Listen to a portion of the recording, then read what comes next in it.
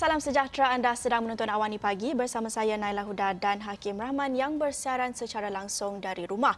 Kami di Astro Awani juga menggalakkan mengamalkan SOP dan juga norma-norma baharu seperti bekerja dari rumah seperti yang Hakim lakukan pagi ini, dapat bersiaran dari rumah. Dan apabila kita mengamalkan norma baharu seperti bekerja dari rumah ini, pastinya ramai juga lain pekerja-pekerja yang work from home pada tahun ini. Ini mungkin membuka mata kita kepada kepentingannya ruang di keliling kita dan juga tempat tinggal kita kerana penekanan bekerja dari rumah dan juga belajar dari rumah. Jadi mungkin ini menjadi ataupun mencetuskan minat beberapa pihak di luar sana yang berminat untuk membeli rumah pada tahun ini, Hakim. Ya, dan semestinya memiliki kediaman atau perumahan ini merupakan salah satu kehendak yang sebenarnya merupakan satu keperluan buat masa ini, dan memiliki kediaman yang orang kata apa, kediaman idaman ini bukanlah sesuatu perkara yang mudah apabila kita terpaksa menempuhi prosesnya, dan ia juga merupakan satu komitmen jangka panjang. Kalau kita beli rumah, kalau kita sewa mungkin jangka pendek, setahun, 2 tahun, tapi kalau beli rumah ini melibatkan jangka panjang kerana melibatkan pinjaman dengan pihak ataupun institusi perbankan dan tempohnya agak panjang, 30 atau 35 tahun. Tetapi dalam masa sama, apabila kita mendapat kunci rumah itu, banyak perkara yang perlu kita pastikan ianya berada dalam keadaan baik. Cuma kadang-kadang kalau kita tidak mengetahui, orang kata apa, bila dah beli baru tahu. Dah ada komitmen yang panjang baru tahu ada rupanya kecacatan ataupun liability sebenarnya pada kediaman. Dan ini akan kita bincangkan sebentar lagi, Naila, dengan tetamu-tetamu jemputan kita.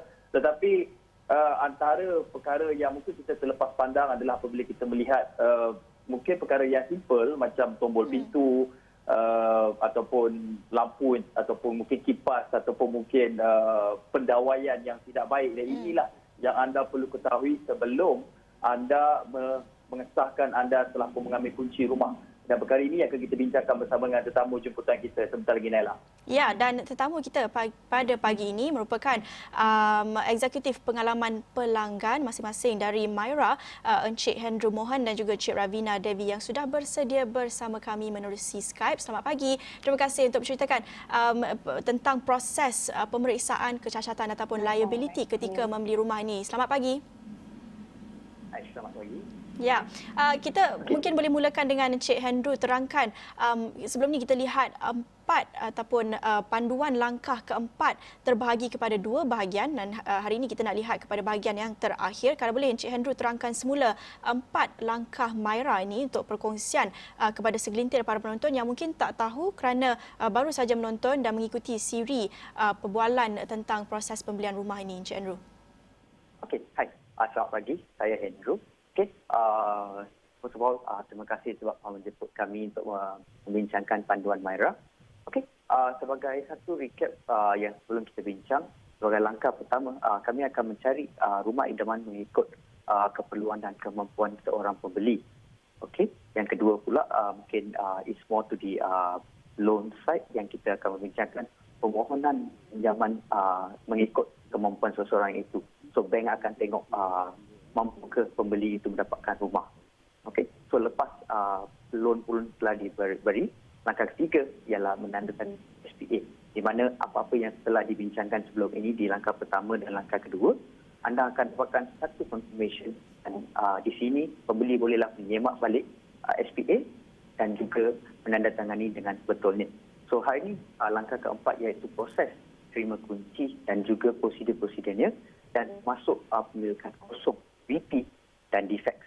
So, di sini kita akan bincang beberapa tips yang beli harus tahu bagi mendapatkan kunci rumah. Dan apa perkara yang pembeli rumah perlu mengetahui ataupun perlu periksa sebelum mereka mengambil kunci rumah itu? Okey, perkara yang harus pembeli tahu ialah, first of all, lepas pemaju akan mendapatkan CCC, iaitu sijil pematuhan dan penyiapan. Okey, di sini pemaju akan menghantarkan satu pos berdaftar kepada pembeli, iaitu tertekan dengan borak F dan juga VP statement. Okey, di sini pembeli bolehlah menyemak pembayaran yang harus dibuat. Okey, di mana dalam masa itu pihak bank juga akan mengeluarkan pembayaran setiap hari kepada pemaju. Okey, selepas pemaju sudah menyemak, pembeli haruslah membuat bayaran lain-lain kepada pemaju untuk mendapatkan kunci itu. So jika itu hak milik strata, ia akan termasukkan pembayaran tambahan seperti iuran maintenance, sinking fund dan juga grid rent.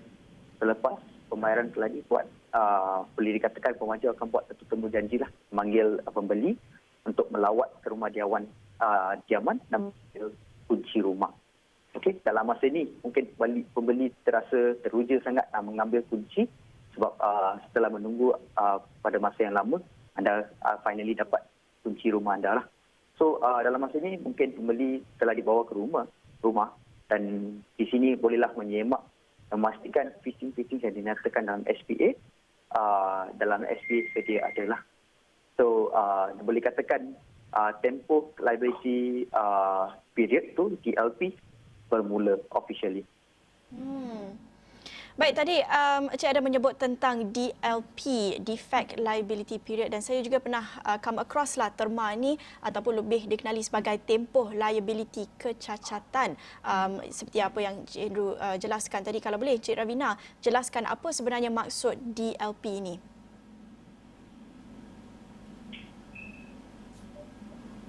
Encik Ravina? Baik, mungkin terdapat sedikit masalah teknikal bersama dengan Cik Ravina. Kita akan selesaikan itu kemudian. Tapi mungkin Cik Andrew boleh teruskan penjelasan tentang DLP ini, Defect Liability Period. Boleh. Okey. First of all, DLP adalah dikenali sebagai Defect Liability Period yang adalah satu tempoh jaminan diberikan oleh pemaju terhadap sebarang kecacatan pada rumah. So, selepas pembeli sudah membuat aduan, pihak maju haruslah memperbaiki sebarang kerosakan di rumah anda secara percuma. Tetapi ia mempunyai satu terma syarat, iaitu defect itu sepatutnya berlaku disebabkan pihak maju. So jika seseorang itu telah memasangkan kitchen cabinet dan kitchen cabinet itu telah membuat satu defect, so dikirakan defect itu bukan daripada punca pemaju tetapi itu punca dari pembeli. So pembeli haruslah menggunakan kos duit sendiri untuk memperbaiki defect itu. So, dalam masa sama, mungkin Cik Andrew boleh bantu jelaskan apa jenis defect yang biasanya kita akan kesan. Adakah seperti mungkin kita lihat ada sedikit keretakan pada dinding yang mungkin kita jangka atau kita sangkakan bahawa ia merupakan rekahan daripada cat atau sebagainya. Dan dalam masa sama, berapa lama tempoh untuk kita mungkin sebab dia di bawah jaminan, berapa lama tempoh untuk kita boleh menuntut jaminan tersebut daripada pemaju? Okey. So jaminannya adalah diberi sepanjang 2 tahun. So antara isu-isu yang akan berlaku ialah defect. So defectnya kemungkinan macam Encik cakap tadi, mungkin ada defect kepada macam hairline crack atau mungkin pipe bocor atau juga jubin yang lekang dan smooth. Tetapi pembeli tidak perlu risau sebab antara perkara ini bolehlah dibuat aduan kepada pihak pemaju. So, pihak pemaju akan mengambil tindakan selanjutnya. So mungkin isu macam pada dinding mungkin terjadinya cat yang tidak terkata, mungkin cat yang berkotor atau mungkin ada hairline crack. So yang kedua mungkin ialah jubin mungkin yang lekang, mungkin jubin yang ada hollow dan juga pipe juga ada dalam sebanyak jenis. So mungkin pipe ada yang bocor, mungkin fittings yang diberi tidak sempurna, mungkin rosak atau mungkin ada pipe yang bocor daripada dinding ke apa. So benda ini pembeli bolehlah diembak balik dengan pemaju dan pemaju akan menolong untuk rectify defect ini. And just to be clear, yang ini semua akan ditanggung oleh pemaju, bukan pembeli rumah? I'm sorry, boleh ulang balik?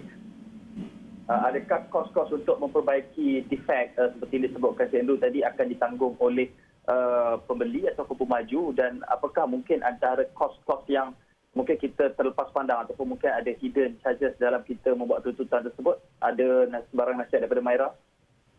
Okey, sebagai satu mungkin like whatever yang kita explain tadi, yang ini di-cover oleh pemaju sendirilah. So bagi mungkin tadi saya kata ada sedikit terma dan syarat. So terma dan syarat ni ialah jika pembeli itu telah menyebabkan defect itu, yang itu akan dibawa kos sebagai kos pembeli lah. So pembeli sendiri akan menyemak dan memperbaiki defek tersebut. Ravina, pastinya daripada perspektif pembeli kita nak tahu apa jenis perlindungan yang kita dapat bercakap tentang jenis-jenis kecacatan ataupun liability ini. Jadi adakah setiap rumah ini datang dengan waranti tertentu dan apa ataupun berapa lama waranti ini dapat bertahan dan apa jenis perlindungan yang kita boleh dapatkan daripada perspektif pembeli? Okay, hi, good morning. Boleh dengar tak? Ya, boleh. Teruskan. Okay, sorry, tadi tak boleh dengar. So memang kalau kita beli rumah under construction, kita dapat 2 tahun warranty DLP ni. And untuk rumah subsil, kita tidak menikmati 2 tahun DLP period lah. And then yang orang yang sign SPA bila masa construction, dia akan diprotect dalam Housing Development Act, HDA. Bagaimana kalau dengan projek perumahan lain ataupun yang telah siap ke, adakah mereka juga layak mendapatkan waranti ini? Okay, so kita kira macam ni, kalau mereka sign SPA Schedule G atau H, iaitu individual title atau strata title, mereka akan dapat 2 tahun DLP. Tetapi kalau dia sign SPA third schedule, that means lepas CCC diperoleh dan dia tidak dapat menikmati DLP period tersebut. Jadi, dia agak mengelirukan sedikit sebenarnya, tapi saya harap pembeli ataupun mereka yang menjual rumah dapat menjelaskan perkara ini kepada pembeli. Tapi untuk pemahaman lebih mudah, maksudnya pembeli rumah itu mempunyai hak untuk memilih ataupun pilihan option sama ada mereka ingin menandatangani perjanjian seperti yang disebutkan Ravina tadi selepas CCC dikeluarkan ataupun perlindungannya masih lagi sama. Okay, so yang HDA ni dia more towards masa construction lah. Ya, kalau you beli lepas CCC memang DLP tak ada because you ada that extra benefit untuk tengok rumah. Ya, kalau kita beli rumah sebelum construction, kita tidak boleh tengok rumah tersebut. Kita tak dapat tengok macam mana dindingnya atau jublin. Tapi kalau kita beli rumah lepas dah siap, kita boleh tengok. So kita ada choice to make, kita nak beli ke kita tak nak beli. So sebab tu untuk orang yang beli masa construction, dia dapat nikmati 2 tahun DLP period ni. Okey. Baik, banyak yang kita dapat tahu setakat ini tentang bagaimana untuk periksa dan apa waranti ataupun perlindungan yang boleh diterima oleh pihak pembeli dalam proses pembelian rumah ini. Tetapi saya pasti banyak juga yang boleh Ravina juga Hendro kongsikan tentang tempoh liability kecacatan DLP ini. Bagaimana kita boleh manfaatkan DLP ini. Pasti banyak lagi yang kita boleh dapat tahu, tapi kita akan berhenti seketika kembali selepas ini.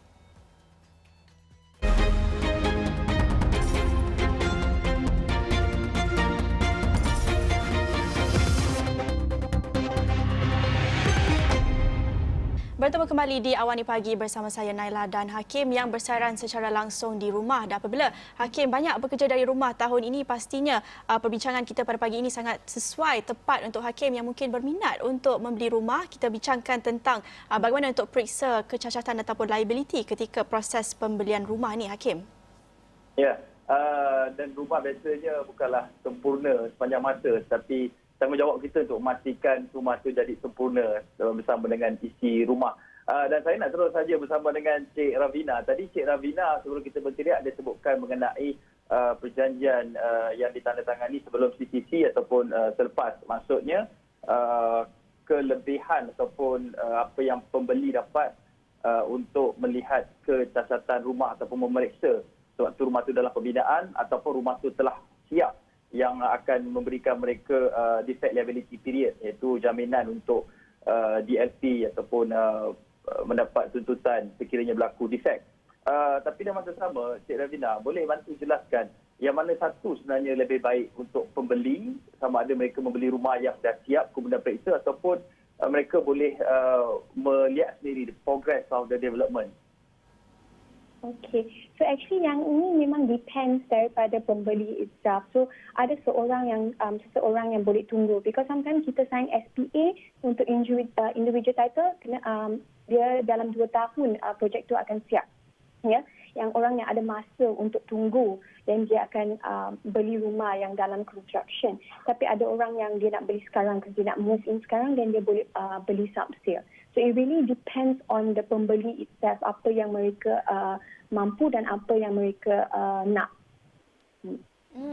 Cik Ravina, pasti ramai juga pembeli, antaranya mungkin saya sebagai potential buyer. Daripada perspektif saya sendiri, saya mungkin berminat untuk ubah suai, nak renovate lagi, rumah dah siap. Tak puas hati nak juga ikut cita rasa saya. Jadi apa mungkin nasihat yang boleh kongsikan bagi pembeli yang mungkin berminat untuk ubah suai rumah ini? Apa prosedur tertentu yang mereka perlu tahu? Okay, so bila memang kita menerima kunci, memang kita excited sangat, right? Dan macam dikata nak ingin mengubah suai rumah berdasarkan kesukaan kami, right? Tetapi sebagai pemaju, kami menggalakkan anda untuk memeriksa sebarang kecacatan dan kerosakan sebelum melakukan renovation, ya. Ini kerana DLP anda mungkin dibatalkan jika pengubahsuaian dilaku kerana anda telah mengubah struktur yang dibina oleh pemaju, ya. So pengubahsuaian ini terdapat dua jenis, iaitu minor dengan major. Ya, so minor renovation termasuk pemasangan kipas, lampu, grill, dinding yang tidak akan kacau DLP anda, ya. Tapi untuk renovation yang major, okey, iaitu pengubahsuaian struktur seperti memanjangkan halaman depan belakang rumah, penambahan ruang ataupun pemasangan kitchen cabinet yang boleh menyebabkan DLP anda dibatalkan. So before you nak proceed dengan renovation, tolong check untuk defect lah. And lagi satu, sebarang perubahan struktur, anda perlu juga mendapatkan kebenaran daripada majlis perbandaran, ya. And setelah majlis telah luluskan aplikasi tersebut, anda boleh terus dengan renovation lah, ya. So pasti akan tanya, adakah saya perlu mendapat kebenaran daripada majlis? And jawapannya ya. Okay? Ini kerana because kalau majlis anda tidak dapat mohon daripada majlis ada hak untuk merobohkan pengubahsuaian tersebut dan anda juga akan dikenakan saman. So memang jangan lupa untuk dapat kelulusan daripada majlis lah. And untuk menyenangkan pengubahsuaian anda juga boleh minta drawings seperti M&E, architecture and structural daripada developer. Ya, and M&E ini drawing ini akan membantu kita mengenai pasti plug dan switch point tambahan. Untuk architecture dengan structural yang ini akan menentukan dinding mana yang kita boleh hack. Because dalam dinding ada beam kan. So kalau kita tersalah hack, beam crack, memang kita tak boleh tuntut DLP kita lah. So lebih baik kita dapat drawing daripada pemaju. Kalau nak dapatkan drawing daripada pemaju itu, adakah biasanya ada sebarang kos ataupun ia merupakan hak anda sebagai pembeli untuk memiliki pelan asal rumah? Okey, so yang tu sesetengah pemaju macam Myra kita bagi percuma. So masa VP kita bagi drawings tu untuk senangkan the whole renovation process untuk pembeli. Tapi ada sesetengah pemaju juga yang ada cost lah untuk bagi drawings tu. Baik, Encik Andrew, kalau bagi pembeli yang sudah pun mungkin baru hanya menyedari ada sebarang masalah ataupun kecacatan tetapi dah 2 tahun selepas membeli rumah itu, dah duduk di rumah itu, baru ada sedar ada masalah timbul apa-apa sebarang kecacatan seperti yang dah dijelaskan tadi, beberapa contoh tadi. Apa contoh perlindungan ataupun tindakan yang boleh diambil pembeli pada ketika itu? Adakah mungkin lepas tempoh waranti itu ini menjadi tanggungjawab pembeli rumah ataupun masih lagi tanggungjawab developer atau bagaimana? Okey, ini defect yang ulang balik. Okey, boleh dikatakan defect yang let's say developer telah rectify dan defect itu berlaku selepas 2 tahun. So bagi ini buat kepada pemaju akan datang untuk buat satu instruksi bersama pembeli bagi mengenal pasti defect tersebut. Defect itu terjadi akan mengambil action untuk rectify defect itu. Tetapi defect ini mungkin mengambil masa mungkin daripada biasa selalu mengambil 30 hari dan ambil masih dalam 40 hari ke untuk rectify defect ni lah. Selagi one of the issues is resolved, then pemaju akan pada pembeli ni lah. Kalau tak siap dalam tempoh yang ditetapkan 30-40 hari tu, bagaimana? Okey, jika ini bagi dalam tiga. So, let's say in case kalau developer tak 30 hari, boleh akan quotation daripada third party bagi untuk buat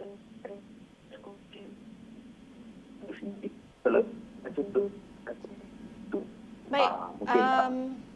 Nampaknya tadi ada sedikit masalah teknikal dengan talian Encik Andrew. Mungkin kita boleh dapatkan Cik Ravina untuk jelaskan tadi sekiranya kerja-kerja penambahbaikan untuk repair ni tapi mengambil masa lebih daripada masa yang ditetapkan 30-40 hari itu, apa tindakan yang boleh diambil? Okey, so mengikuti perjanjian SPA, Sales and Purchase Agreement, pemaju hendak memperbaiki kecacatan dalam tempoh 30 hari. Jika pemaju gagal memperbaiki kerosakan dalam masa 30 hari, pembeli boleh hantar quotation daripada pihak ketiga kepada pemaju. Dan jika pemaju setuju dengan quotation tersebut, pihak ketiga boleh memperbaiki unit tersebut lah. Ya, tetapi jika sebagai pemaju, kami kalau tidak boleh selesaikan defect dalam masa 30 hari, pada hari ke-20 kami akan maklumkan pembeli lebih awal bagi ia akan bantu pembeli untuk merancangkan pindah masuk atau pengubahsuaian mereka dengan sewajarnya. Cik Ravina, kita sebutkan mengenai liability ataupun kecacatan pada bangunan dan sekiranya walaupun ada kecacatan dan pihak pemaju telah pun rectify ataupun membaiki kecacatan tersebut, adakah di masa hadapan value ataupun nilai kediaman itu jika ingin dijual kembali akan merosot ataupun ini tidak menjejaskan nilai premis ataupun kediaman tersebut? Okey, so memang kalau pemaju were to rectify, memang dia tak akan kacau value. Value rumah ni normally dia ialah satu aset. So normally aset memang if you tengok dia increase. Dia bukan liability macam kereta. Kalau kereta over the years price dia akan decrease. Tapi untuk rumah over the years it increase because area semua dah develop. So sama macam tu. And of course untuk subsale, owner, yang pihak kedua yang nak beli pun akan tengok adakah rumah itu dijaga tak, adakah apa kerosakan. So that is one thing lah. Yeah. So dia tak akan kacau kalau memang pemaju were to rectify ke, dia tak kacau. Yeah. Apa tips-tips yang Mara boleh kongsikan untuk bantu pembeli membuat sendiri pemeriksaan kecacatan ini, mereka boleh turut serta? Dan kalau boleh nak tahu juga ketika dalam pandemik COVID-19 ini pasti ada kekangan sedikit untuk pembeli mungkin pergi ke tempat-tempat pembinaan ini, ada mungkin kekangan itu ataupun Mara dan juga pemaju lain ada menyediakan SOP tertentu bagi pembeli untuk melihat dan ikut serta memantau proses pembinaan itu dan boleh mereka melakukan pemeriksaan itu? Okey, so kita mulakan dengan sebagai pembeli anda mulakan dengan memastikan butiran tersebut sepadan dengan apa yang ditulis dalam SPA lah. So kita kena kira balik setiap titik sambungan dan periksa semua alatan isi rumah yang diberi untuk mengesah dia sama dengan senarai dalam SPA ya. And seterusnya anda boleh uji setiap lengkapan rumah untuk mengesah ia boleh berfungsi dengan baik. Ya, so anda boleh untuk cek elektrik, anda boleh guna electrical test pen lah. And anda juga perlu memeriksa sama ada mutu kerja pemaju memuas ataupun sebaliknya. Ya, anda boleh periksa dinding, lantai, ceiling, pintu dan tingkap jika terdapat kecacatan yang jelas dan periksa sama ada semua telah dijajar dengan baik dan lurus lah. Anda juga perlu catatkan setiap defect yang defect dan ambil gambar ataupun lekat stiker pada setiap satunya supaya anda boleh lampirkan bersama defect form kepada pemaju. Ya. And seperti kita boleh guna barang macam tahap pembaris, sarung tangan tu jangan kotorkan tangan kita kan, tangga tu lebih senang lah.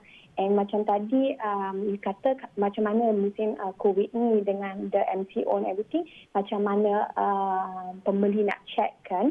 So macam Kak Maira, kita faham because of the MCO orang tak boleh keluar dan check. So kami telah actually extend the DLP period. So memang kalau DLP period tu 2 tahun, kita extend lagi 6 bulan untuk para pembeli untuk menyenangkan mereka lah. So memang kat Myra kita ada buat macam tu untuk few of our project yang ongoing sekarang. Dan Davina, adakah ia satu kebiasaan ataupun satu yang janggal sekiranya pembeli rumah mendapatkan bantuan pihak ketiga untuk membuat pemeriksaan rumah sebelum mereka mengambil kunci rumah, ataupun sebenarnya pembeli sebenarnya boleh membuat pemeriksaan sendiri dan ia tidak sukar? Okay, so memang ada 2 cara. If you tahu pasal construction, you boleh buat sendiri. Tapi memang kita encourage especially pembeli rumah yang baru. Ia lebih baik untuk mendapatkan nasihat daripada pihak profesional. Ini kerana sebagai orang awam, kita mungkin tidak dapat lihat kecacatan dengan mata kasar kita. So kalau dengan pihak profesional, mereka boleh menolong kita dengan lebih lanjut lah. Baik, terima kasih Cik Ravina Devi dan juga Cik Hendro Mohan dari Myra menjelaskan tentang proses pemeriksaan liability ketika membeli rumah, dan juga terima kasih kepada pihak Myra atas siri temu bual dalam proses pembelian rumah. Saya rasa saya sudah bersedia, sudah lengkap dengan segala maklumat untuk mungkin harap-harap mula merancang untuk membeli rumah. Hakim pula bagaimana? Saya dah beli rumah tapi tak tahulah. Mungkin beli rumah lebih bermakna kalau ada suri rumah. Baik, saya kira itu saja untuk Awani Pagi hari ini. Ya, terima kasih Hakim dan saya Naila Huda. Salam hormat.